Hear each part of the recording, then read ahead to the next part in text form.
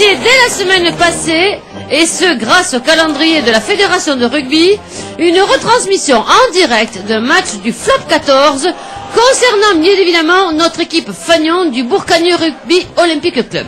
Nos deux journalistes vaguement sportifs sont sur place, Rémi et Lucien, que nous retrouvons via le satellite de Sud Radio. Oui, mademoiselle Josiane, nous sommes dans les tribunes du stade de Sainte-Turlute-le-Haut pour la fin de ce match qui oppose donc Bourcagneux en jaune sur votre poste à la section alerte et dynamique de Sainte-Turlute-le-Haut en bleu de l'autre côté. Oui, alors messieurs, ce soir, quelle est l'ambiance du match? Eh bien, je peux vous dire que ça n'amuse pas la galerie à l'image de ce remarquable regroupement spontanément belliqueux. Non, ce n'est pas un regroupement spontané, Lucien, c'est une partie de mandale générale, générale et généreuse qui en plus dégénère. Mais que dit l'arbitre? Oui, mais écoutez, d'ici on l'entend pas. Non, en plus il est allongé sur le sol et dans l'état où il est, je doute qu'il puisse dire quelque chose, à moins de se faire greffer une nouvelle mâchoire. Et aussi, qu'est-ce qu'il a voulu aller les séparer? Eh oui, vous savez qu'il existe entre Bourcagneux et Sainte-Turlute-le-Haut une rivalité quasi légendaire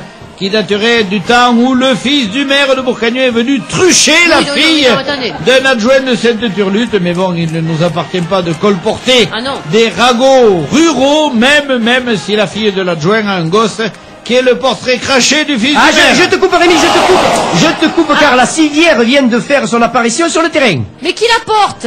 Non, la porte n'est pas là, c'est Lièvremont maintenant, je crois, mais il est en Nouvelle-Zélande. Non, elle veut dire la civière, qui porte la civière.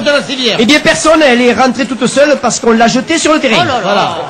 En plus, entre le terrain et la civière, il y avait un arbitre de touche.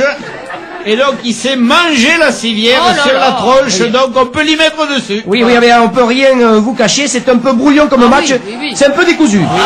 C'est le moins qu'on puisse dire, c'est décousu, hein. Et un qu'il va falloir recoudre, c'est le 7 bleu, qui tient son oreille gauche dans sa main droite. Oui, mais Rémi, je crois que c'est pas son oreille qui tient. Oh putain, non, t'as raison. Mais que tient-il? Eh bien, il tient... Il tient un truc auquel il devait tenir, à mon avis, mais je crois qu'à ce niveau de la compétition, eh bien, notre ami le 7 bleu peut abonner sa femme au club de gym. Elle va trouver des soirées longues. Alors, messieurs, qui est en possession du ballon? Alors ça, c'est pas à l'ordre du jour. Oui, d'ailleurs, depuis le début, je me souviens pas d'avoir vu un ballon. Non, la bataille est ailleurs. Oui. Puisqu'on a creusé une tranchée devant les poteaux de Sainte-Turlute-le-Haut.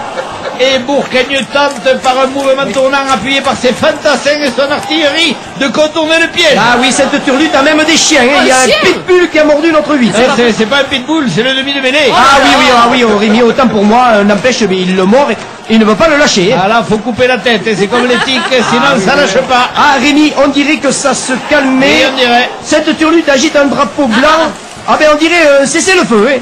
Les casques bleus et la fort pronu font leur entrée sur le terrain, non je blague. Il y a pénalité. Oui, il y a pénalité, oui, Lucien, tout à fait, il y a pénalité pour Bourcagneux, semble-t-il, et c'est le buteur Maison qui va la tenter. Oui, 15 mètres face au poteau. 15 mètres face au poteau. Mais c'est peut-être le tournant du match, peut-être Bourcagneux va-t-il prendre l'ascendant sur son adversaire qui profite de cette accalmie pour évacuer les blessés vers un hôpital de campagne dressé à quelques mètres. C'est donc Cap de Treille, le buteur Maison de Bourcagneux, surnommé le pied beau par ses coéquipiers, qui va tenter la pénalité. Bien, les spectateurs retiennent leur souffle. On voit la Cap de Treille qui recule et qui va prendre sa course d'élan. Tandis que là-bas, l'entraîneur de Bourcagneux, aidé de son chaman, fait une danse incantatoire sur la touche en sacrifiant quelques poulets qu'il jette dans les tribunes. Et oui, les poulets sont ainsi élevés en plein air. Nous sommes, je le rappelle, à 15 mètres face au poteau, et donc tout est possible. Ah, ça y est, attention, Cap de Treille va frapper le ballon, ça y est, il frappe le ballon s'élève au ras du sol, et va passer. Il va passer là-bas, en pleine la lucarne des cabinets.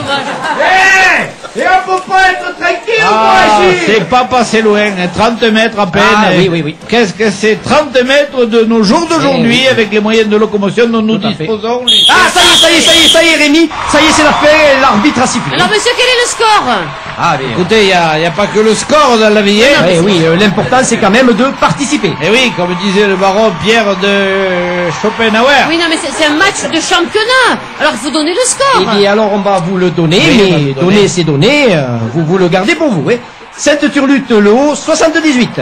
Et Bourcagneux, beaucoup moins. C'est-à-dire? Alors, beaucoup moins. 0. Bien, alors, ce qui nous donne au classement du flop 14. Eh bien, Bourcagneux se trouve, selon mes calculs, à la 14e place. Oui. Aucun point, aucun essai, aucun bonus. Oui, mais ça, tant qu'ils ne donneront pas de bonus pour le meilleur sandwich à la ventrèche, eh bien, on n'aura rien. Voilà, à vous les studios. Oui, mais les studios, c'est moi. Alors, c'est à moi. Alors, c'est fini.